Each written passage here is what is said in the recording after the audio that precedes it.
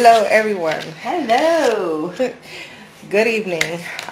We were supposed to go live today on 3 to 4 different platforms. It was going to initially be YouTube because my husband would have been able to pull up all the information that we needed to in the background. But unfortunately, he's experiencing technical difficulties as usual. Yes.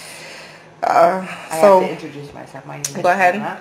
Hello, my name is Anna, and I am one of the advocates for Dulce Maria Alves. I'm here with Brenda. She doesn't want to show her face. Yep. And we are here to talk about the Vanishing Act of Dulce Maria Alves, the little girl that went missing from Bridgeton, New Jersey. She was 5 years old in 2019. And I'm going to let Brenda take, if you guys have any questions, you can let us know. All right, so like Anna said, today is going to be the very first episode. I'm Brenda, by the way. The very first episode of this podcast. And like I previously stated, it was supposed to be more worth it on YouTube. Anyway, so the first episode is going to be the Vanishing Act, the Disappearance of Dulce. And if you guys, we'll do questions and answers at the end of this live.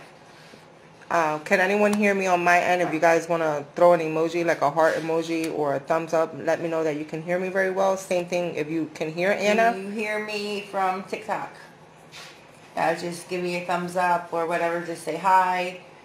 Tell me where you're from and everything. All right, so we are... Dulce Maria Alves, she went missing from Bridgeton, New Jersey on September 16th of 2019 around 4-something p.m. Between what, 4:10 to 4:15 we'd say? Yeah, no, we said it was 4:07 to 4:20. Because we gave traveling time. Right, from we gave traveling time from the ice cream store to which was about 5 minutes. Yeah. And if you looked at the videos that they released from the store, I think it said about 4, a little bit after 4 she was still in the store. It was 4:03 she was in the store. It takes still, 5 minutes to get to the store. So we said about 4:07. Yeah, 4:07. Depending how you drive. If you drive slow, 4:10. If you drive like Anna, it's 4:10. Oh no. If like you drive, Brenda, because she doesn't know, she doesn't know how to get around Bridgeton. We get lost. If you drive like my kids, you'll be there in 2 minutes. I mean, that's true. Yeah, if you drive like Sierra, she drives. Or Joe. No, she drives crazy. Yeah. Not really crazy, but So, anyway, so she disappeared on September 16th, 2019. That morning, it was a regular morning. It was a Monday morning. As usual, they had great festivities in Bridgeton. Yep. They had great festivities because Monday, the National Mexican Independence Day. So that's real huge in Bridgeton, isn't it, Anna? Yes, very. I mean, they go all out with this event. Yes, they have the bands, the food, and all weekend long. And it being that this was Monday, that means that they celebrated what? Friday, Saturday, Sunday, including Monday, because Monday. They were even shown like lives of people still parading up and down Bridgeton. So the party was still continuing until Monday. Yes, and if you guys don't know who I'm talking about, this is the little girl that we are talking about. I don't know if you can read it. So this is the little girl that we're talking about, Dulce Maria Alves. And let's keep in mind, the reward is set at $75,000. So if you have any information, that Yes. It has to lead straight to Dulce in order for you to be honored the $75,000. Like, hey, this is where she's at. I know it for sure. This is confirmed. Yes. You call it in. Yes. The rescue is made, and you made $75,000. Exactly. Look, this is what, does it say here? Yeah, right here. No, $75,000. Guys, if you see this little girl, she's been missing for 5 years. Come September. 5 years. Just think, if this was your little girl and someone stole her, someone abducted her, kidnapped, we don't even know who it is. It could be a stranger abduction, which we'll get to that later. Yep, that is definitely within one of the episodes. Yes. Sorry, I'm going to probably be like clearing my throat some because although I sound beautiful, I got over like some trickles in my throat, so I still have them. Yeah. So anyway, so she went missing. No, so that day it was just a Monday day.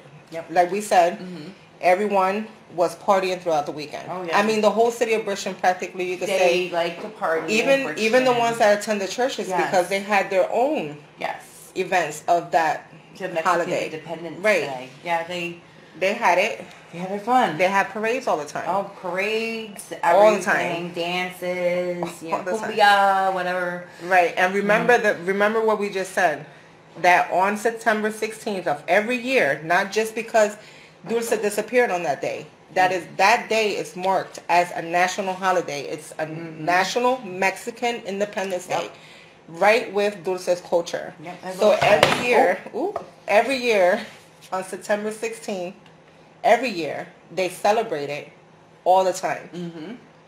They're parading. Remember what we're saying. They're parading up and down Bridgeton. So that means that day, that weekend, there was festivities. Friday, Saturday, Sunday, all the way leading till Monday. Yep. And I'm pretty sure Tuesday, calm down. Everybody got to get to work. Yep. Yep. Monday was also a half a day. Why? Nobody knows yet. No, we don't know. Remember, Bridgeton was the only district, I believe, that had a half a day. Yes. It didn't coincide with because Violin the and teachers Millville were on strike, right? strike. So they were on strike. Okay? So they had a half a day. But in the morning time, when the grandmother stated that when they got Dulce up and ready to try to go to school, she was refusing to go to school and she was crying. She didn't want to go to school. Oh, wow. But unfortunately, they still sent her to school because you still got to go to school. Yeah, you guys still got to go to school. But Any mom will make you go to school. But with promises of going to the park after they got out of school. So that's where the whole park thing came to play. You go to school, you can go to the park later on. Yep. Hi, guys. You can say hi in the comments. Any questions and anything, you can just ask me, and we'll try that, Stacy. I will do my best to answer them. Okay, I'm going to start it for you. Alright, so en septiembre 16 del año 2019, en la ciudad de Bristol, Nueva Jersey, se desapareció una niña llamada Dulce María Alves. Dulce María Alves tenía 5 años el día que se desapareció del parque. I related some of it in Spanish. That's what I was just doing. My Spanish is not really that great, but I do try. Alright, so durante el día, antes de ella ir para la escuela, Dulce María Alves no quería ir para la escuela y la abuela y la madre le prometió que si querías ir a la escuela, durante el tiempo cuando salieran, iban a ir para el parque o iban a comer pizza. Remember, she did say that there was going to have the park and pizza, correct? Right. They were going to go for pizza after the park. Right. So. I'm doing good. I'm talking to one of my friends. So, Dulce commenced to go to school that day. Yes. She went to school. We don't know what kind of day she had in school. We do know what kind of morning she had. She didn't want to go to school. So did that behavior kind of transition during the time that she was in school? Because remember, when she came out of school, Norma stated to her, I don't think we're going to go because Norma was pregnant. She was tired. Right? And she said she was being lazy that day. Oh, yeah. And that Dulce was like a come on, man. Like, we just kind of did this morning. You said this morning I was supposed to go to the park. So she had a little thing and her mom did eventually folded and they went to they were getting ready to go to the park. Right. So they changed out of their school clothes after they had a half a day. So they changed out of their school clothes, correct? Yes. To go play at the park. That's where this photo comes in. Which one? With the yellow. Oh, yeah. The one with the yellow shirt with the elephant. I'm trying my best, here. guys. This one right here. This is the last known photo of Dulce at the store. This is the last photo. So she had the yellow shirt on with an elephant. Because everybody was saying it was a koala, this, that, and the third. It's an elephant. All right. And then she had on the black and white checkered pants. And they had like some little embroidered flowers on it, I believe. It's an elephant shirt with the white and checkered pants. With flowers. And with flowers and a little high heel shoes. The little high heel shoes. Yeah. And we remember that some of the people were like, why did she go to the park with high heels? And I think a lot of us as parents forgot that girls will be girls. Girls They be will girls. go out there in high Yep. heels. They will go out there in your boots. They will go out there looking like a clown, especially if they're starting to do makeup. And she loved princesses. Like, a lot. Elsa was her favorite Disney character. And in that part, I could relate with Noema, because when my daughter was growing up and my stepdaughter was growing up, they wanted to be mermaids. So all the time, they were doing like mermaid makeup, and then they'll put like mermaid clothes, and then my heels or somebody else's shoes or something like that. So they would always want to play dress up. So I understand where Dulce felt like she wanted to put that on with her outfit that day. Yeah. Let's not discriminate on girls being girls. So then, Noema had already got ready for so now Dulce's dress to go out, Manny's dress to go out. Camila seems to still have her school uniform on, but it's kind of tricky because it looks like it's the colors. Yeah. Maybe Camila did not want to change from her uniform onto her regular clothes. Right. Well, she was a little older. She probably know how to take care of her clothes. Right. The older the kids get... Live age restrictions. Submit. Your live may contain themes. Hold on, guys.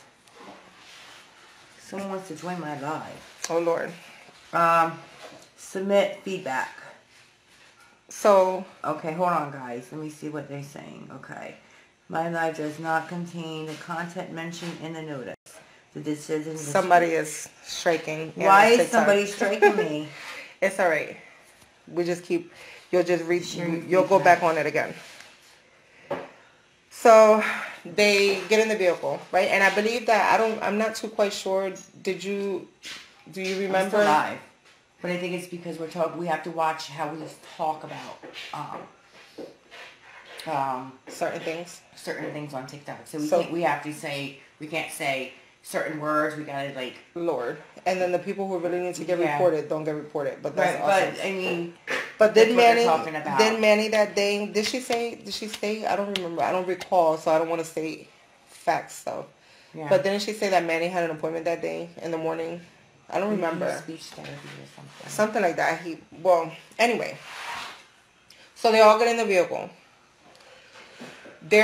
She was gonna go take them to get ice cream, but the ice cream stand of choice was closed, and it was the one that, what's that street over there name? The Cohanzi, remember, with the gateway, the community gateway, with that the fruit place, that stand that was right there, the custard that I told you. I said, oh, that's where Noema originally was going to take them, and it was closed. What is that called? Fruit to something? Oh gosh, I forget what it was. Oh, we said it the other day. Well, so they drove there first, apparently, and it was closed. So then from there, they turned back around to go to the Sunoco, and in the Sunoco, that's where they purchased the ice creams, which we know that Dulce specifically purchased the coconut ice cream cup with a spoon. What was Manny's ice cream of choice? I don't recall what kind of ice cream. Was it a Snickers frozen ice cream? Yeah. It looked like one of those. There was a video of it. Snickers things. So then Camila, I'm not quite sure what ice cream Camila chose, but we do know that Dulce's ice cream of choice was the little cup, the little coconut cup, and it had the little spoon on it. Right. So they all get back in the vehicle. They get back in the vehicle. They're going to the park. Noema pulls up. If I get off of this live real fast, if I get disconnected, I'll reconnect. I'm trying to fix it because it's restricted. I don't know why. I think because we're talking about someone that got schmissioned. Oh. Yeah, someone's schmissioned, you know. Okay. You know. Lord, I'm sorry. Okay, so they all get in the car at the Sunoco. And we all remember that Sunoco video. We all remember the gas station video, correct? We all seen where she came in first, and it was like her brother, Camila, and then it was her mom. But then we also remember the guy that was standing around the store as well, that everybody thought he was the one that did it because he was looking at Dulce like a snack, or he was... Oh, she said I should restart. Okay, I'm going to restart it. Hold on. I'm going to come off and I'm going to restart it. So who remembers that video from the store? Like, everybody remembers that. I'm going to talk about the video from the store, and then I'll just... This is no internet. Do my... You have the internet from here? Yeah, but... Yeah, I have the internet. I'm just, I think... Okay, let me see. See something, say something. So, she... In the store, while she was dancing around, we all noticed that there was this gentleman from afar that kept looking at her. And everyone thought maybe he followed her to the park. It's still unclear what happened from the Sunoco all the way down until she got to the park. Because unfortunately, Beauchamp City Police does not give too much information, but a store video. So it kind of bothers because, like, how are you supposed to pinpoint stuff, right? By just one video. So they get to the park and they pull up.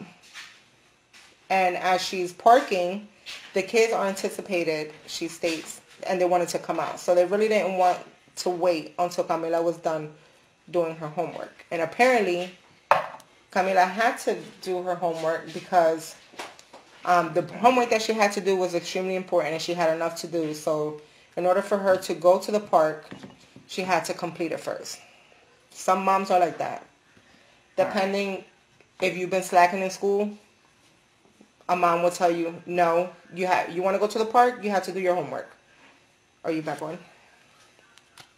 Okay. Yeah, I just have to watch what I say it. All right, so we'll back it up a little bit until the moment that they get in the car. Yeah, well, we're going to wait. That's what one person said I should do, so that's what I did. So we're back again. Sorry, guys. All right, so I'm going to repeat myself because Anna had to get off and she had to restart her live. So once they got the ice cream, and Dulce's choice of ice cream was the coconut cup. And that's very important. It was a coconut cup. Yep. One of those little coconut cups. All Hispanics know what a coconut cup is, with a little spoon that it comes and it's like wooden. Yep. Or sometimes it comes plastic. And it's like real tiny, but you utilize it to scrape out the ice cream that you purchased. Anyway. So, that's what she had purchased. Ooh. So they pull up to the park. She parks. They're anticipated to come out. She also says that they couldn't wait. Right. Because obviously she's been waiting all day. And after having a rough morning, and then her mom telling her in the afternoon that she wasn't going nowhere. Right. To probably going to the first ice cream store and it being closed. To going to the Sunoco and be like, Lord, you know, once you pull up to the park, them kids are ready to go out and play. All right, so once they get to the park and they pull up, two of them get out, which is Manny and it's Dulce.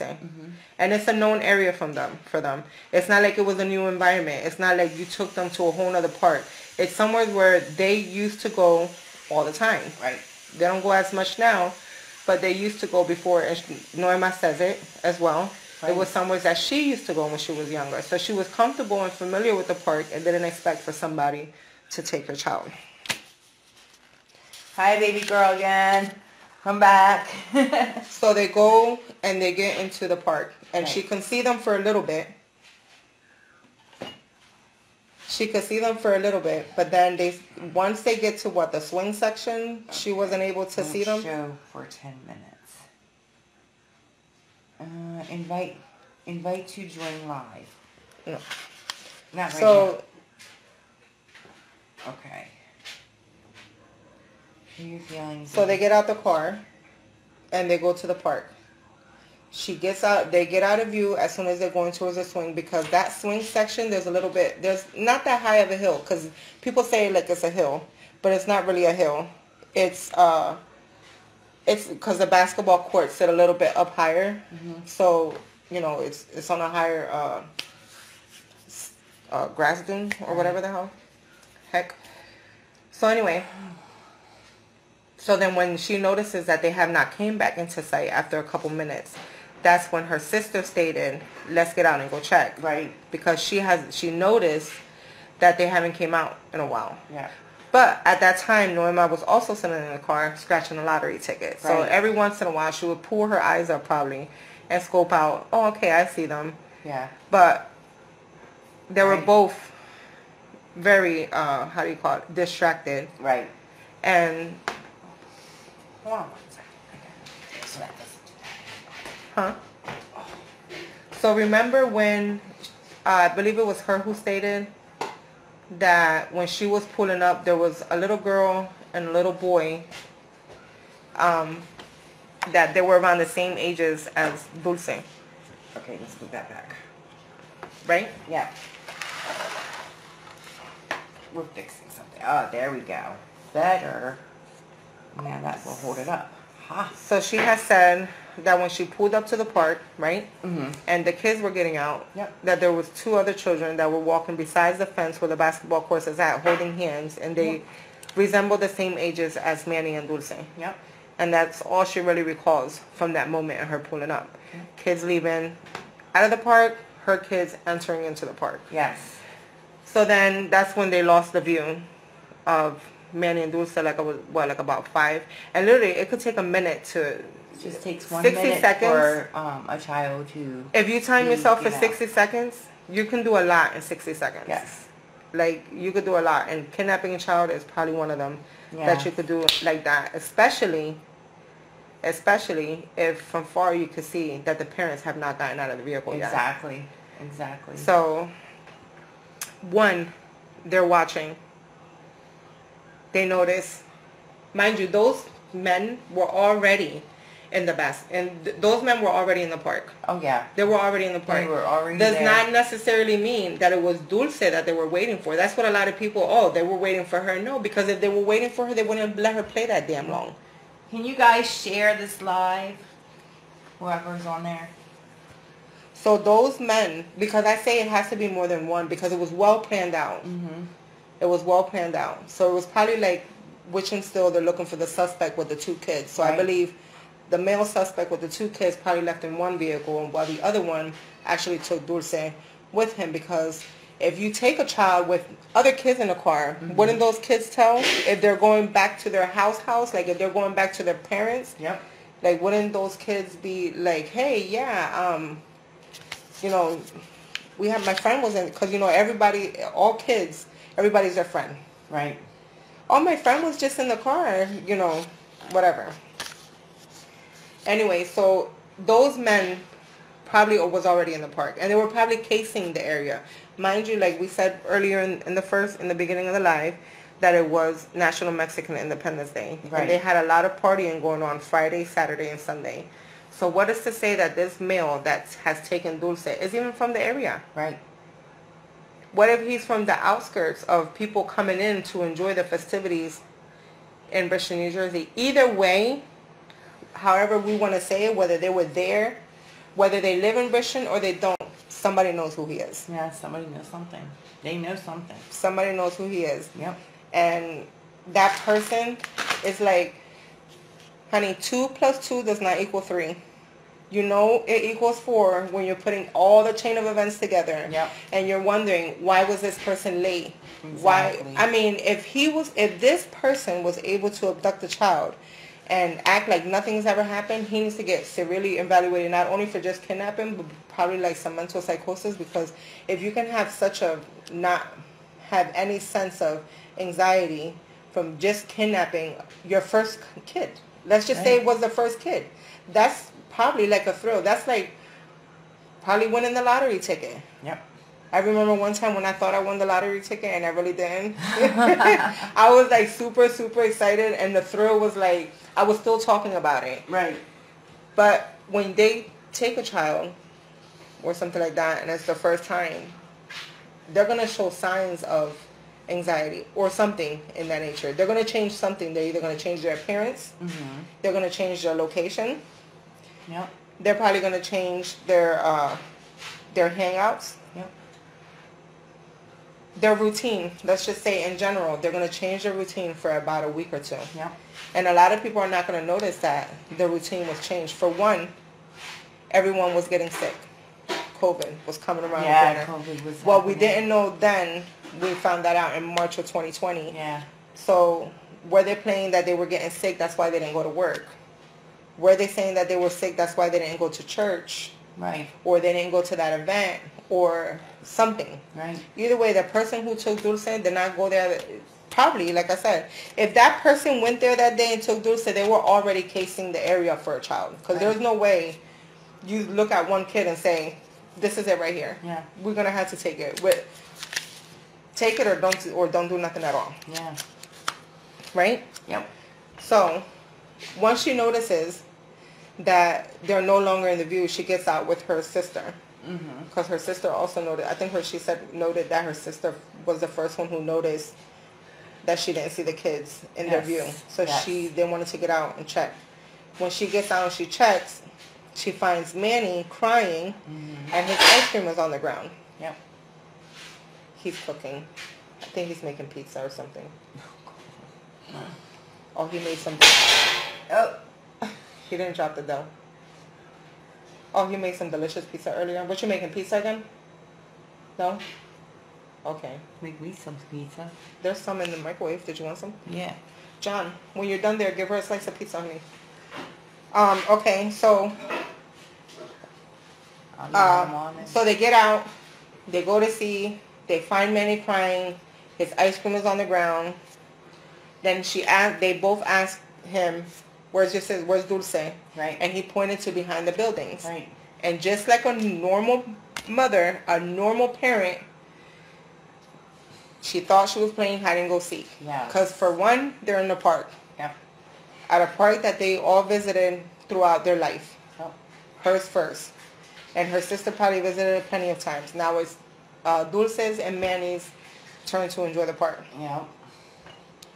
So they ask him where he was at. So Norma goes behind the buildings and she does not see Dulce. So Dulce's not there. So she starts asking people. No, she starts calling her name. Because like she said, she assumed Dulce was playing hide and go seek. Right. So once she starts calling her name for a few minutes, she realizes what if they took her or something like that. Because, what if they took her is not the very first initial reaction that somebody would have right away. And as parents, we all think our kid is always playing hide and go seek. And that's literally a statistic. It's not just her who assumed that her child was playing. Plenty of kids, even the ones that walk out of your home while you're sleeping and you wake up, what does the parent think? They're playing hide and go seek. Right. While they already been like 18 blocks the whole night, they was never inside the house. Right. So the parent's first initial response is thinking that they're playing hide and go seek. Yep. So she starts calling her. She's not responding. She starts getting a little bit antsy and worried now because now she's walked around and she's like, wait a minute. Okay, and probably a little bit pissed off because as a mom, you'll be anxious and pissed off because now you have a child who's not supposed to be where is she at. Right. And you're like, that's not what I told her to do. Yep. Where is she at? When she comes back, she's going to be punished and we're going home kind of thing. Yep. So probably like 13,000 things are probably crossing through her mind as a normal parent's mind would happen. Oh, yeah. So she starts asking the witnesses, did they notice her? So she starts showing them a picture of Dulce on her phone. Did you see her? Here. Right. So what happens? Those witnesses at the basketball courts told her something she did not want to hear. Yeah. That they believe that they seen her getting into a van. Right? A red van. A red van with a sliding door. Yep. And that it was a black male and a Mexican man with two kids. Because remember, the 911 call said that the witnesses told her it was a Mexican man with two kids and then a black male. That one of them supposedly smacked Dulce's ice cream. What's his name? Manny's ice cream on the ground. And then Dulce went behind the building. Okay. I lean on that story a little bit because I feel like that's how that person probably lured her behind the building. Yeah, I think so too. In cahoots of like, if you want me to fix what I just did, come get money or I'll give you a different ice cream type of thing. Right. So when Manny stated that there was a man at the tree telling her, waving to her hand with his hand, like, come here. You could signal it like that to them so they could see what I'm doing. Like, come here. Yeah. Right? And really, Noem, I can't see them because they're standing behind the tree. And, right. That's right. The only one that could see the man is Manny. Right. Because of the angle. And then she say that he didn't see her. His face too well because he had because the I hat had the on. baseball cap. Yeah. Yeah, and that was another key thing too. He wasn't able to see his face very well because he had a baseball cap on. So it was kind of like hiding some of his features. But those people at the basketball courts seen that man. And what I don't understand is that so now she's walking around, she's asking people, did you see her? Did you see her? Mm-hmm. People are telling her in the basketball courts that a man knocked her son's ice cream down on the ground. They seen her running to the back of the buildings at the same time that a black guy was walking up behind the buildings, and then there was a Mexican man back there as well. There was a lot buckling her into the back seat of the car, the third row seat. Remember, right, the third row. Who has enough time to see all of that? It was like very straight detail of. They were there, but they must have. I don't know. But this is the thing. This is the thing that they only told her in the beginning that it was, about the two guys. Right. And then the two kids. But it wasn't supposedly until the next day where those people got re-questioned where the van came up and the buckling. Why didn't you say that when you first was speaking to Ali? Yeah. Why? Because 12 hours later, depending when you chose to say something about the red vehicle, how 12 hours or what is it? Not even 12 hours. That can take you anywhere but New Jersey. Yeah. You could have been out of New Jersey. You could have been almost near Mexico at that point. It takes 36 hours to get to Mexico. Right, and depending when they re-question this witness and whatever. All right? Messed up. Yeah. So they get there. She's still looking for her. She can't find her. She phones her mom, her brother. She calls her brother first, and her dad. She calls her mom, and then her dad. And then her dad. But her phone was dying. So she wasn't able to her phone was dying, so she chose to call 911. Right. Not chose, but then she called 911. Well, of course, because now she's by herself and she's panicking. Right. She wants her mom to come over here really quick because something is happening. She can't find Dulce. Yep. So, and her phone was about to die. So she was trying to get everybody to come to the park to assist her. So that's probably why she was phoning. Probably why she was phoning other people before she phoned 911. Either way, they get there. They get there, and she said that they locked it down. But we all could see in pictures that there were still people bringing their children there. Yeah, that doesn't. Doing an active investigation. Yeah. Like, how do you bring children to play? Anyway, keep them home. There was already a child missing. Why would you bring your kids to be the second person missing? Anyway, so then the officers get there. They start getting the report. They start gathering what she was last doing, where Dulce was last seen, that she could see her, Camila could see her. Why was you sitting in the car with your sister doing this? While your kids was playing out in the park? Then the witnesses really didn't tell the full account either. Right. That annoys me. Because they could have said they out real fast. But guess what? What? One of those girls at the basketball courts went to school with Noema. Remember? Yep. I remember. And they didn't like each other. Yeah. So was this chick withholding information because she didn't like her and she felt like, hey, that's what you get? Right. Because you're negligent any darn way? Yeah. Like, was it a tit for a tat? Like, I didn't like you then and I definitely don't like you now type of thing. That's your problem type of thing. But no, it's really their problem. Right. Because it could have very well been that person, those two men, were waiting for that little girl that they were with to get out of the basketball courts because she probably would have been the one that was abducted. Right. See, that's how people don't think. Because there was already kids at the park. Dulce was just the easiest target because the freaking parents was not close by. They were close by, although the abductor knew and seen that they were sitting out in the car because they were probably casing it. Okay, we see two kids coming into the park. Then you count and you try to see if you see parents. You don't see parents. So what's that going to tell you? You have to hurry up, seize the opportunity. You got to go. Yeah. Somebody knocks that mayonnaise ice cream down on the ground, gets Dulce to go back over there and probably with a promise of an ice cream, like, here, I'm going to make it right. Or here, come in the car, I'm going to take you right there to your mom, because they already knew where Norma was parked at. And it's so easy to con somebody to believing that that's what you're actually going to be doing. Yep. But you're not.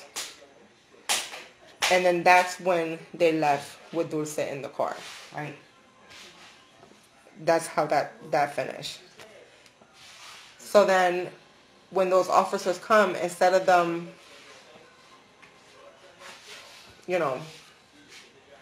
really digging.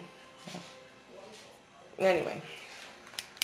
Because for quite some time, we all thought to ourselves, when they released the Be on the Lookout, right? They mentioned the Hispanic male with was it a black shirt, red basketball shorts, and like orange Nike sports sneakers or something like that. So he was kind of bright. You couldn't miss him. Yeah. You couldn't miss him. He was kind of bright. Anyway. I forgot what I was going to say about that.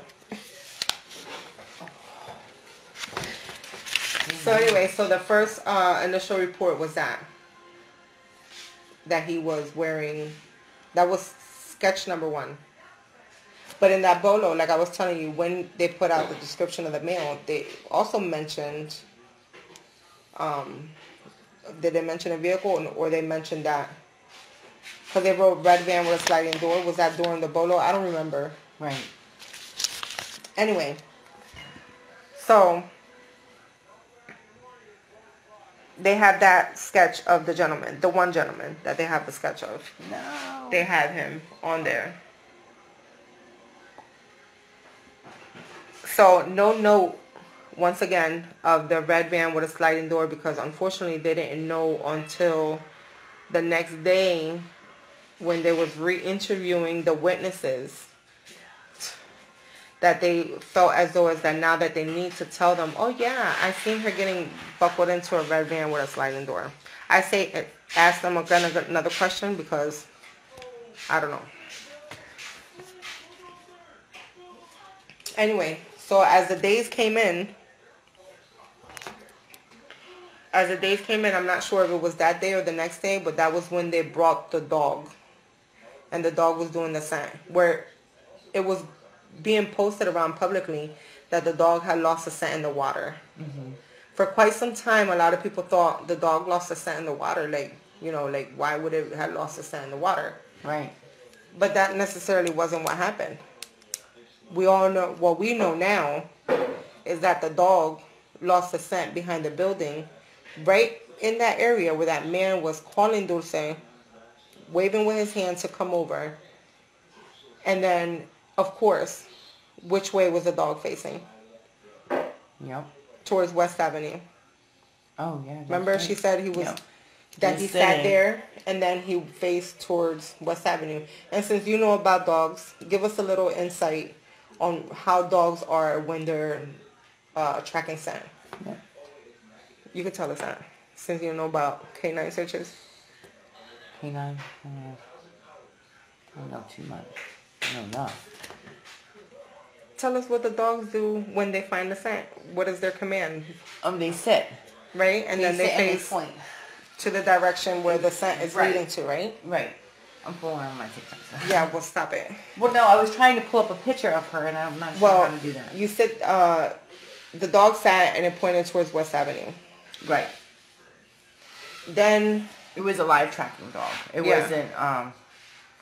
Well, obviously, at that moment, they needed a live tracking dog because she did leave alive from that. Right, but they had teams come out. Remember, they had teams come out. Well, either way, that was a great... And I believe that those dogs indicated that before they re-interviewed the witnesses, and then the witnesses told them about the red van with the sliding door. Yes. I believe that when they re-questioned those witnesses, they must have told those witnesses around some lines. Yeah. Well, we just had search dogs out there, and it seems like Dulce was led in a vehicle. And I quote, what did police chief say? Oh, we thought that she was caught up in bushes. Tangled in bushes. Right. Yeah, that's a whole nother girl. That's a whole nother story for that. Either way, they knew that she was possibly taken in a vehicle because the way the dog did his command and alerting them, saying that her scent was going towards that way. That's why it sat and pointed towards the direction of the smell. Yep. Right? Which sooner or later, it faded. Yep. So that means that she was taken in a vehicle. And then let's go back to, what's her name? The Summer Wells case. Oh, yeah, Summer Wells. Okay, and her Amber Alert. At that time that, let me go back up again. The time that Dulce's scent dog arrived at the scene, they still didn't let out an Amber Alert, although the dog told them that she was taken in a vehicle, because that's what they do. Right. Like, you can't tell me to go sniffing something because I'm a human, and then sit somewhere and tell you, this is the way how to do it, because I'm not trained for that. Right. The dogs are trained for that. The dogs are the ones that they're trained, right? And then they sit, they point, they dig, they spin around in circles. Like they do a lot of things to let you know this is where we need to be. Right. Okay. So now we turn ourselves to the Summer Wells case. Right. Back in Tennessee. An Amber Alert was set out. Whether it was a couple hours later to the next day in the morning. 10 hours. Right. It wasn't 29 hours later. It was 10 hours later. That's freaking, 19 hours less. Because it was 29 and hers was given at 10 hours. It wasn't found either. Okay, but then when they let out her Amber Alert, what did the dog do in her Amber Alert? The dog did the same thing that Dulce's dog did in her case. It sat at the driveway. Yep. And commanded to the person that she was taken in a vehicle. Yep. So that led them to believe we need to set an Amber Alert right away. Yep. Because that's what the dog let them know. The dog was the one that let them know that she was taken in a vehicle. If not, the dog would have continued to search by smelling off the driveway. But it didn't. It sat. Because the smell was fading. Yep. Okay. So what happened? They did an Amber Alert. Yes.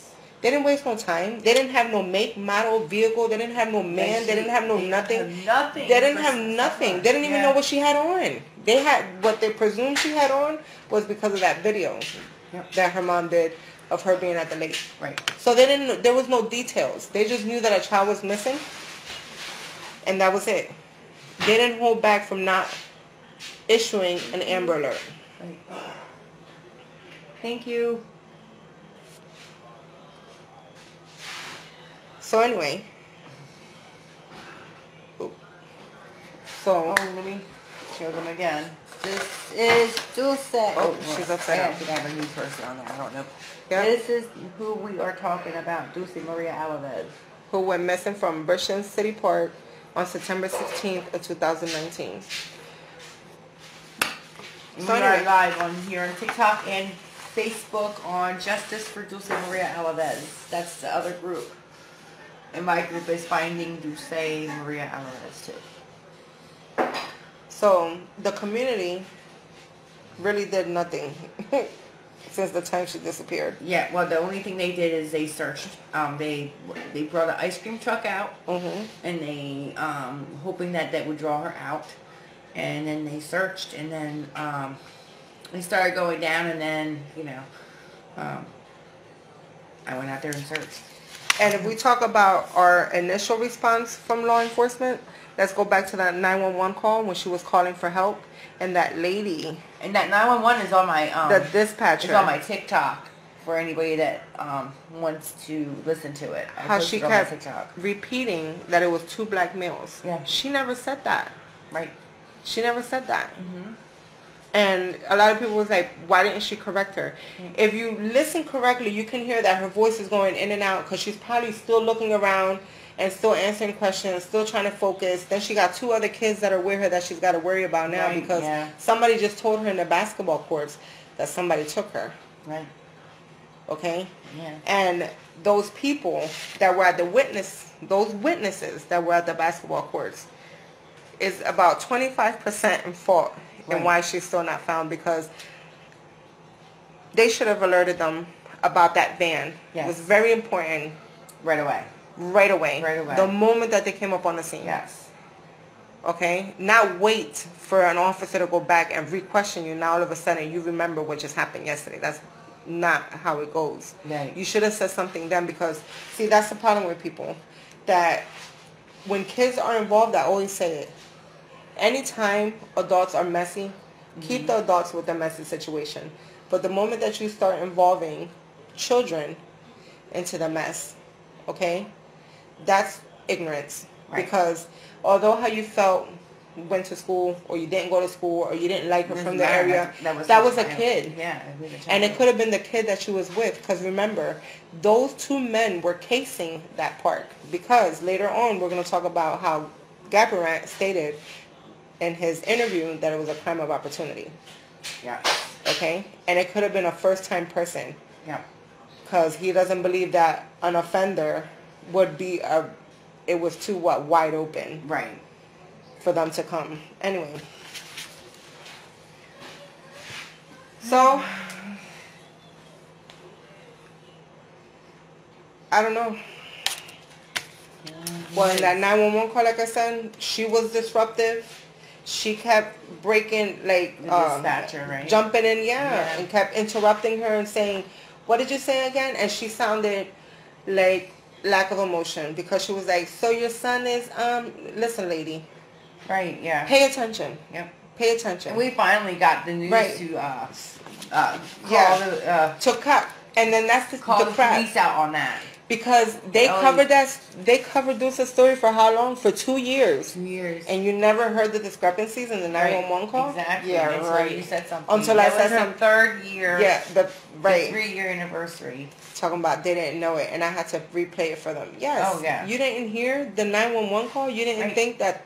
Everybody's worried about her attitude and her demeanor in the 911 call. Yep. She wasn't hollering enough, I guess. Like, ah! Why? Right. You got your super emotional people that will probably be like, "Oh my God, yeah," and then you can't understand nothing of what they're saying to the 911 operator, and then you have your people that are still going to be a little bit calm and collective, assert their area, still trying to look, still trying to gather what the hell. That would be me. Right. Oh yeah. That would be me. And we all know it because we've tried that when we found Jamal. Mm-hmm. And you were the most hectic one. I wasn't that hectic though. Because I was like, go out to the street. I'm like, I didn't want to go through the snow. So I'm like, why do I have to do it? But, yeah, we found a missing person up in... But she was ignorant, too, because she kept saying, where are you? Yeah. And we're like, we're in the middle of the freaking woods. Like, in the middle, and we kept giving her instructions. If you go down Coral Street... We're right there. We're right there. You'll see us. Yeah. But where are you? Oh, and then what bothers me about that call, and will always bother me about that call, is that we specifically stated that it was a male that went missing, and he's covered in snow, and he's deceased. And what is she saying? Oh, did you guys touch him to see if he has a heartbeat? I almost fell on top of him. Listen, lady. We were in the woods. Listen, Linda, he has been missing. I was like, you was on the phone with 911 and they had it on speaker, and I was like, listen, he's been missing for a week. We're not touching him. No. We're not touching him at all. Nope. He's under snow. If he's been missing since Monday or whatever day it was that he was missing. A week. It was like a week. It was. And the thing is that he went missing before the snow. Yep. And the thing is, the police said that they were just about to go out. Yeah, but they went looking for him, and we found him in 15 He was minutes. actually upset because he was like, where did y'all come from? We was coming out here. You didn't have to come out here. I was like, okay, slow it down, Charlie. Your family asked us. Right. Because we do a lot for And then so. he was like, what, 250 feet from the street? Yep. The dead end? Where the path is real wide open, and you can probably see him laying on the log from that neighbor's porch. And nobody saw him. And nobody saw him. That's caca. Nobody saw him. I believe somebody saw him. There's just... And they didn't hear nothing? I mean, because they said it was a gun thingy. About, they must hear it around there a lot. You know, the weapon thing. And then we found that hunting tent there, which was very interesting because there was foot marks, boot marks, going up to the tent, imprints. There you go. There was imprints in the snow leading up to that little hunting tent. Okay. And they removed the bucket that was there. Yep. Right? And the bucket left the imprint on the snow. So you're going to try to tell me you go there all the time and you still didn't notice that a dead body was literally 3 feet behind you? Because even in the video that I go back sometimes, and I'm still that was so crazy. I'm still looking at the video because I'm standing right there at the hut and we're looking at the hut and then we're going that way and we're like, and you can see him in my video. Yeah. You can see him in my video. Yep. And I'm like, and at that time we didn't see him. But either way, there's a lot of mistakes happen because I don't think that they want to do their search right away. I think they just want to be more informative. Yeah, because the first 24 hours is more of information. Yeah, it's not a child. No, we're going to take that back because look at Dulce. Dulce was 5 years old. I think they like to be more of just information. Yeah. Where were you at? What were you doing? Not enough foot chasing. Right. In the situation. Yep. So anyway, and we had, my point of bringing back Jamal is because we had a weird experience with the 911 call when we're trying to tell them that we located a dead body. Yes. And she wanted us to touch him and see if he has a pulse, and we repeated to her a couple times that he was buried under the snow. We're not. And I was like, I'm not touching him. No, because then our fingerprints would be on him. And nothing. I didn't want to touch any of them. First of all, he didn't look like, the way he was laying there till this day is still questionable. They closed it how they closed it. We seen him how we seen it. His hoodie was like twisted. There's no way he would have felt that way. I do believe that they should have spoken because he was whatever. I still believe that they should have spoke to that hunter that was there hunting because that person had more information. Yeah. And what happened to him because that was that hunter's usual spot. Yeah. And remember when we went back, they took the tent down? Yes. Why? Oh, no. That sounds so weird. Right? Yeah. But that's just us. Anyway, so that was one of our experiences that we had when we was helping a family locate someone who was missing for a week. And it took us 15 minutes. 15 minutes. 15 minutes. And we're not experienced in search and rescue. No, and we weren't even going to go search that day. Yeah. We was meeting up with them to set up flyers. Right. And we ended up casing the area and we was like, where was he last seen on camera? She pointed down this street right here. So Melanie, of course, wants to go through that side. And I kept saying to her, I'm a big person because he was a big guy. So sometimes I like to relate, and if I'm a big person and I'm having trouble, I could only imagine another big person having trouble, just as me, right? Yep. So I kept saying it. If he did come into this woods to do something to himself, he wouldn't have chose that way because there was too much. It was too much. It was way too much of everything, and you know that because you went the other way around towards. You didn't go with us. You went towards Coral. I went on the street and all that. When you came in on Coral, you passed him. I know. And didn't see him. I didn't even see him. I thought it was a log. Yeah, because I kept telling you, it smells like skunk around here. Be careful. Yeah. And it was not. It's not funny, but it was crazy. It was crazy because you literally almost fell on him because you tripped. We was leaving, and that was what was weird, is because all three of us were leaving because the smell, and I kept saying, let's get out of here because the skunk smell. And I'm thinking, a skunk is about to come and get us, so let's get out of here, right? So as we're leaving, that's when you are starting to fall, and then Mel helps you. That's when Melanie noticed that you were literally inches away from falling on top of him. Right. Which that was crazy. It was like, don't leave without me kind of thing. I'm right here. Because literally when I tell you, it was like... It was not even... Yeah. It was like, was it 5 feet? It was like 2 feet away. It was away. like inches away. Yeah, it was like that much away. That your coffee cup was literally... Yeah, my coffee cup was right there because I was... And we had to tell the officer that that was your coffee cup. That was my coffee cup. Don't take it. That was my coffee cup. I have nothing to do with it. Yeah. Nope. Only because it was like super close to him. Mm-hmm. And we had to say what happened and how that ended there. They had us there for what, 3-4 hours? Yeah. You were all messed up, and I'm all like, I need some coffee. Yeah. Talking about how did you guys know he was there? Nobody knew he was there. We walked from that part over there, the woods. Yep. We walked through it, and we found them. And we weren't even looking to find anybody. Yeah. We were just casing the area. We were just going to hand out flyers. You want me to see if anybody wants to come on? So... that's all that we have for the... No, we don't have to get off, but that's all that we have in reference to the Dulce case. We walked them all the way up to the witnesses knowing about the red van with the sliding door. Yes. That Dulce possibly went into the red van with the sliding door. Mm-hmm. And then why was that information withheld from law enforcement within the very first seconds? Right. And like I said, if people had a messy... whatever ordeal, we always still got to think about when something like that majorly happens, we have to stop, right, and say, wait a minute, we can adjust whatever it is that we feel like later. Right. It's a child that's in question, and a child that went missing. And like I stated before, if those two men was there already prior, canvassing the area, because those people were already there. If they were already there, they was watching that little girl that was in the basketball courts with them. Yeah. So now had that little girl went to the swings or something like that and got out of their league, that would have been that girl. Yeah. Okay? It could have been anyone's child. And what I believe is that if the roles were turned, I don't believe that Norma would have held that information because a lot of people need to know that Norma has a real caring heart. Like, yes. I don't believe that she would have sat there and withheld information and said because she didn't like her. Yeah.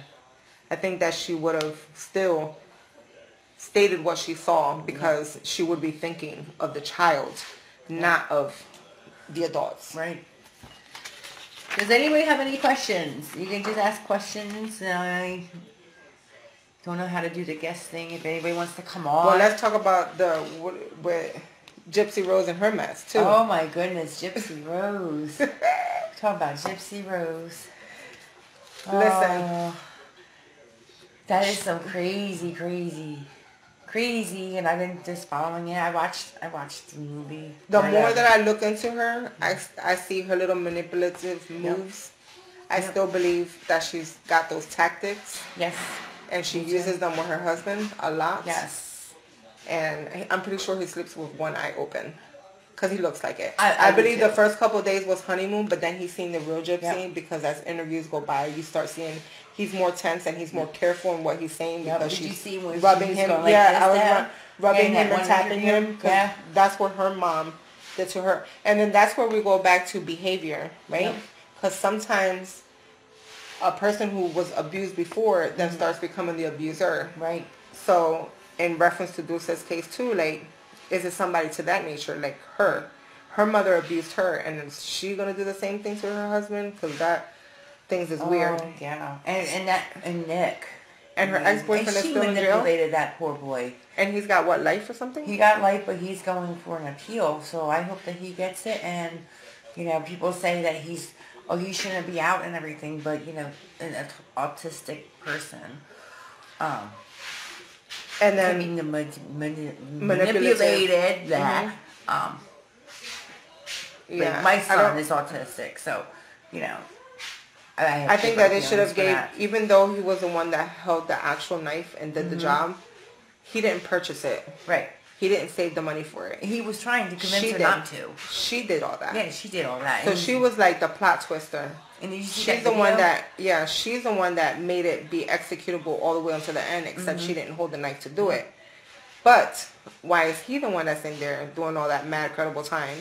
And she's out here having freaking because he didn't want to take a plea bargain. He wanted to go to trial because he didn't think that he was going to get that much of a charge because of his autism. So that's and hey, we can talk about Brian Koberger too. But look, Gypsies, that's crazy. And in Dulce's case, also, like how we go back to the girl that was in the basketball courts, who Norma went to school with, right? I got a question. Do you think she's still alive and maybe in Mexico with her family? This is from Baby Girl. Hey, Baby Girl. I no, personally no. Honestly, because the FBI went to Mexico. But even if they did, and they had a strong lead that she was in Mexico with the family, they would have put it in a non-custodial kidnapping. Yep. It would have fell into one of those lines. And I'm pretty sure she probably would have been easier to track. Yes. I don't know how to explain that, but I don't think, it being that what we know now, what we didn't know then, of men canvassing the Christian park before Dulce arrived, just states that they already had a plan all the way through if they did take somebody. So they already knew where they was going with the kid, who was going to take it, what we was going to do after that, what was going to happen, whatever. Statistics-wise, that has been so long, and then the Amber Alert, 29 hours later, the motor wasn't, then the 911 call giving out all these false informations, and then all the look out for her, pink sweater, brown pants, all that messy for 72 hours gave the abductor enough time to do whatever he wanted with her. And then you know that it's on YouTube. The British police and the prosecutor did state that they expanded the search to a mile and a half, 360 all the way around. And there is woods there, and I think Baby Girl knows where I'm talking about because she used to live up there too. There's woods all around, and if you go a mile and a half towards Hopewell, that's Hopewell. So they did not go out there. And why did they not have SARS come out or get EquiSearch to come out and search? They are professional searchers. But in Summer Wells, who came out? EquiSearch. Right. Quick, fast, and in a hurry. And you know, guys, we asked, we went to the prosecutor, we wrote a letter, and tell them stay tuned. Tell them stay tuned for the part where we sat at the Oval Office, because that's what we call it. Oh yeah. And was led to believe that we was granted the Texas EquiSearch. Yes, you gotta stay tuned because we have other episodes coming up. So the next one, you know, we talk about how we went to the Oval Office, which is the prosecutor's office, and we wrote them a letter. This was right after her. When we did the silent walk. When we did the silent walk for her. It was the 3 year. The 3 year, because remember the we didn't get no response, and the detective asked Noema, "Do you know who these people are?" Right. She's like, "Yes." Oh, because they ride it in horses. Exactly. Oh, and he said EquiSearch's gonna come riding in on her horses. That is so funny. Okay. Tú sabes que ellos vienen en caballo is what the words was. Tú sabes que ellos vienen con caballo. It don't matter if they came with turtles. They didn't let them in. So the next year, they called Noema and said, yes, we're going to let them come in. So she had to go down there. Do signing. Yep, sign papers and all that. So they had us believing. We're like, yes, we're going to get some. We came and picked her up. Yes. She was like, come on, let's go. She was excited. Yes. And nope. They said we're not going to use them. Because they have the same equipment. Crap. Yep. But we didn't care. We wanted somebody to come in with search dogs and, cadaver dogs, whatever we could do, to make sure, she could be in those woods somewhere. She could still, that's the whole thing. Yeah. And while we go back into saying, sometimes they search a place, and then they search it so fast, and so, because they probably thought she was sold to sex trafficking. So forget what the hell is in this 1,100 and whatever acres park. She was already being whatever, right? Yep. So that's what they thought. So they probably missed a lot of stuff. Because remember, Dulce was taken with her ice cream cup and her spoon. Yep. And they kept, how long did they keep Noema in the police station?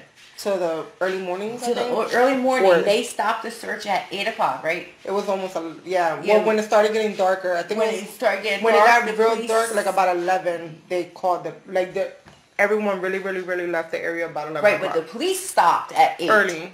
They stopped When it got early, dark. and then the community came together, and they went out and looking for her all night long. So, Ooh, bless you. there's other children that went missing here. Cumberland County, Newfield. I remember Newfield, a little boy, and he went missing. And they went out and they called SARS in, which is the Burlington Search and Rescue Teams. They came in and they searched for him. And they did the same thing for a missing person in Mays Landing. They brought SARS in.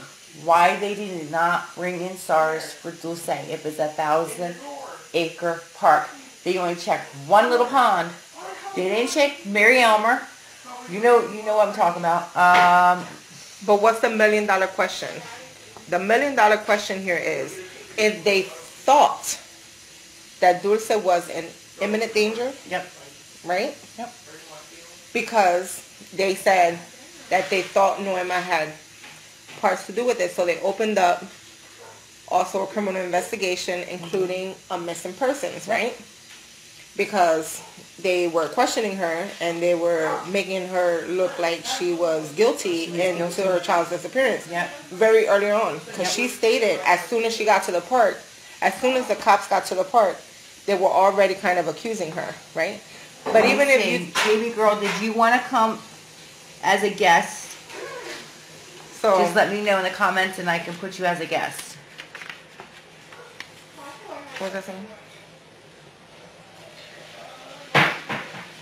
What was that saying? Girl, because I was looking at her over there. Oh my Lord. All right, so anyway, okay, so here goes. The $1 million question is, if they felt that Dulce was in danger, why wait 29 hours later to issue an Amber Alert? Yes. Because if you thought she was stuck in the bushes, that was within the first couple hours you was already at the park. Yep. 29 hours later, you're still thinking that she's entangled in the same bushes that you can see? Yeah. Think about it. Make it make sense, because 2 + 2 is 4, not 3. Yeah, exactly. Okay? And what Wi-Fi is going in and out, so it's better I stay down here. Okay. All right. Maybe next time when we go live. So then now we learned with how we experienced our 911 call, how long Jamal was missing, how they never actually went to go look for him. And kind of bothers me too is, that bothers me too with like, in which direction was the family even searching? Because if they seen him going that way, the way we went, why were they searching Buena High School? Right. It doesn't make sense. Yep. You know, you see somebody walking that direction, you start searching in that direction. Yes. Like, and then remember, we found his beanie hat in the church parking lot. Oh yeah. In the snow. Yep. Yep. So Jamal, how did we found the beanie hat? You know. So how did we find Jamal's beanie hat in the church parking lot, and then Jamal was in The woods. in the woods, which was like Not 600 feet away? Yeah, 600 feet. That's crazy. So that was like literally, he was in the woods, and we're talking about like the corner of the block where the church is at. And like his beanie was in the snow entangled, because remember, we was getting into your car. I think I seen it, or Melanie. Somebody's seen it. Where it was like, is that? I was like, what is that? And when she went and she pulled it, she was like, is this Jamal's beanie? Because remember, he had his missing report stated a beanie. He didn't have it on. Yep. Yep. So how did we find Jamal's beanie in the church parking lot? Either way, that's a whole other story. That's for his family to figure out. Yes. We helped them. We just helped. Anyway. Yeah, so who was the other one? So we have Mark from Cape May that's been missing for how many? 29 years? 29 years. 29 years. And then Billy, missing from Vineland, 57 years. 57 years. And, you know, I kind of consider Dulce's case like the Amber Hegenberger case, because, you know, they never found the abductor. They found her, but they never found the abductor. So, that's my opinion only. So. Okay, Selena, I believe that you sent me a comment, like I believe you commented maybe, or did you send me a direct message? Because I believe I lost it, the comment. But I do remember you saying something like that to me. I just couldn't remember the name until you just mentioned the same thing again. So if you want, you can inbox me, Selena, and we can see what we could do. What's that boy from Egg Harbor Township? The one that went to the club with his friends? Yes, I forget his name. I don't remember. The cops went searching for him down that same road. Mm-hmm. And then guess who finds him down that same road? His family. family. Your family. The same road that you just cleared. Yes. And then they're talking about... Okay, thank you. I'll look into it as soon as I get off. What was his name?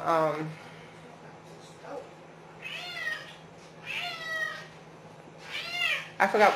Girl, why she always... She's so extra. Ashley, she's so extra. He takes after Malaysia. So anyway, so that's a common mistake. Mm-hmm. The cops did view him on camera going that way up the street. Yep. But supposedly the reason why they couldn't see him there is because a little bit of water was covering him.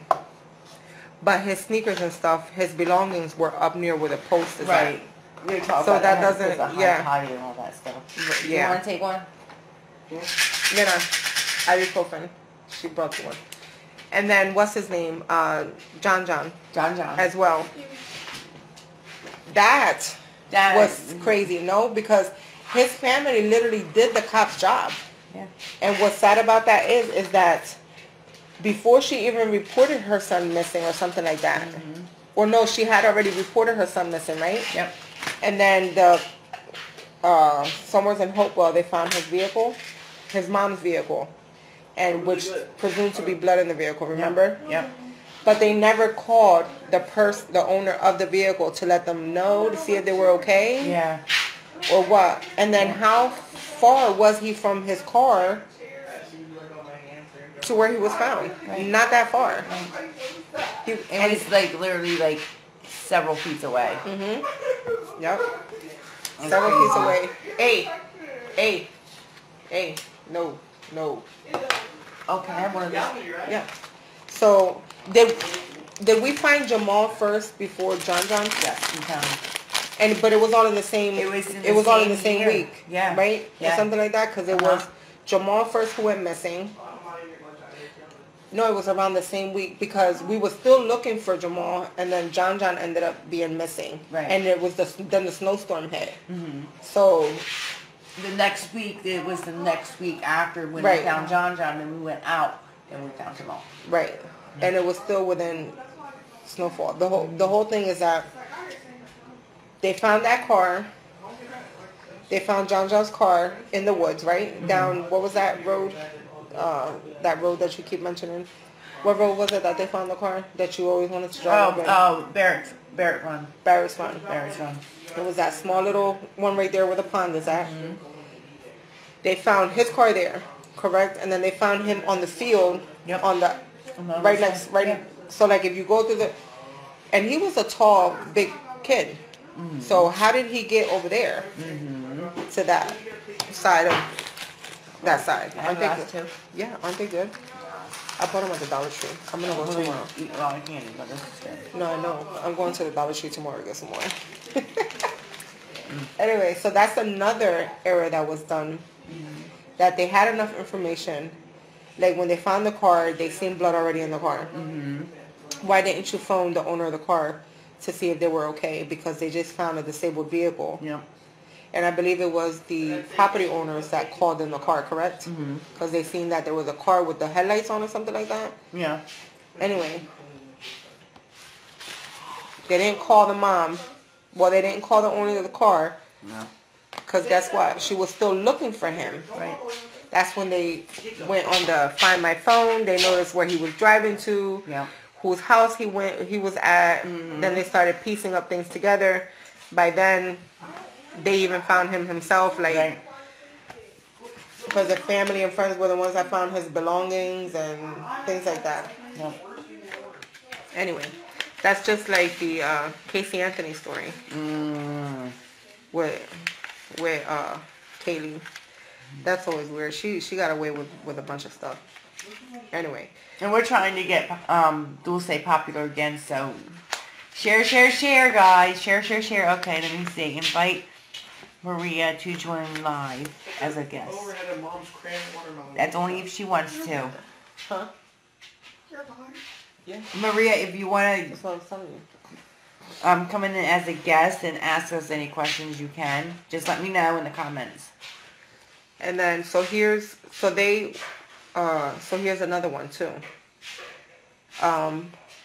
Marissa Carmichael. She's missing from Greensboro, North Carolina. She's 25 years old. Greensboro. Yeah, Greensboro, North Carolina. Didn't we have letters from somebody from Greensboro? We had somebody from that area. Not Greensboro, but it was Ohio. Oh, no, we had No. We had emails. Emails. From And I said, around let's that take area. a road trip. Yeah. I was ready to That's go. why I'm invested in Marissa's case, only because of North Carolina. Yeah. And now how I see how North Carolina needs some damn prayer, because they are just a mess over there. Anyway, they're a mess. This young lady, she went partying with her friends. A group of friends she went partying with. They ended up going to a bar at first. Mm-hmm. Then from there, they ended up going to an Airbnb party. And then from there, she was seen leaving the party, going to an Exxon, getting kicked out of that car. Then somebody in the Exxon that was there was a customer. How ironically that he knew her. She gets into the car with him to be never seen again. Yep. But what the more twisted story is that she placed a 911 call at the Exxon saying that the gentleman took her phone. She had all her other belongings, but she didn't have her phone. Yeah. But when Marissa was going to the Exxon, somebody was already calling the cops to the Airbnb where she was at, telling them that they had drugs and stuff like that over there, and that they were concerned because it was a youth party. It was supposed to be a youth party, and that they were concerned because there was underage people there. So at that 911 call was being placed on the Airbnb at 3:38 in the morning, and Marissa placed her 911 call at 3:40 from the Exxon. Now, that's where her mom thinks that she was possibly set up. They probably think she probably called the police when it really wasn't her, because it's not even her voice that's on the 911 call. So everybody can look into that story. That's another one. Yep. And the thing is that the cops didn't want to do anything right away because her mom kept saying that it was common for her not to come home, but she always kept communication. Right, yeah. So now she's not home, but she hasn't kept communication. So that's where her mom was like, something is really wrong, because she would be in contact with me, even though she's out there doing whatever. So that's another story that's popping. And the boy that went missing too, just over there in North Carolina, while them searching for Marissa, another kid went missing. Oh my goodness. He was involved in an accident with 3 other his friends in his car. And then they ditched the car. It was the boy that was missing. That was his car. Right. Right. His mom reported him missing because she couldn't find him. He didn't come home. Mm-hmm. And this is over there in Greensboro. The same time that they're looking for, this was just a couple days ago. Marissa's been missing for 2 weeks. Oh my goodness. This dude went missing 5 days ago, and he was just found 2 days ago. Mm. So he was going home. He was just a couple minutes away from home. They were doing stuff that they weren't supposed to in a whole other city or whatever. Got them to have a traffic stop. They eluded the police. They got into a car accident. And they ran out of the car. 3 of them got away. But he apparently must have went through the river, and unfortunately, he drowned. Aww. But it is stated that they did hear him yelling for help, but they never administered help, although they knew that he was in the river. Anyway, so yes, sometimes police officers just really don't want to do their job. Yep. And who do they want to do their job for? I don't know. Because remember, when Dulce went missing, God forgive me, when Dulce went missing, that little girl that passed away from the fairgrounds with the ride. Oh, yeah. Yep. Remember? Because that was like not even a month later. It was, no, it was 2 weeks later. Right. Because that fairgrounds is usually the first week of October, Harvest Festival. I think the last week of September, first week of... But everybody was coming forward donating balloons, flyers, all this and that. And then I was like, remember when y'all try to put up some stuff like in certain establishments and they were like, no, but then y'all went back and then her flyers were up there. I was like, make it make sense. Like, I know things that are devastating and you want to do it, but like, I believe that they should have split their time also looking for Dulce. I don't think that even when that happened, that occurred with the fairgrounds, I don't believe that they were still actively looking for Dulce. Well, we're going to end this live, and maybe in what? When we're doing another one? Probably in next week. Next week we'll do another one about her, and then maybe I'll just the next one is going to be the search begins, meaning since the time that the dog... like, you know, that the dog got there, then we're going to continue to talk on from the dog, what they searched, the photos that they took of the area, what they encountered, what they didn't encounter. Yeah. And then that's what we'll talk about in the next episode. And talk about AMAPs too. That will be the investigation. Oh, yeah. Because we still have, like, the ongoing search and things like that. Yep. The community response, that would be like us. But we still have the search begins. We're going to start that with the search dog because we already know that the search dog sat behind the building and indicated to them that she was taken in a vehicle. Yep. And I believe that they took that same information and said, wait a minute, those witnesses' accounts are not sounding kind of right. Let's bring this information to them to see what they says. I feel like maybe that's something that happened because, like, how right away did you now know that a red van was involved? Right. And then how they removed it and didn't tell the community. Yep. So. All right. Well, we're going to get off this live so I can go home, and we will see you later. Thank you guys for tuning in. That was our first episode. We're always all over the place, but I hope you guys did enjoy a little bit of the information that we guys provided to you. Please keep in mind the reason that we are doing this. We are trying to go right back from the beginning. Yes. See where things went wrong. And see if we are still be able to get leads and bring Dulce home. Yes. So once again, all that we do is we do it for Dulce. Yes. Thank you, guys. We'll see you later.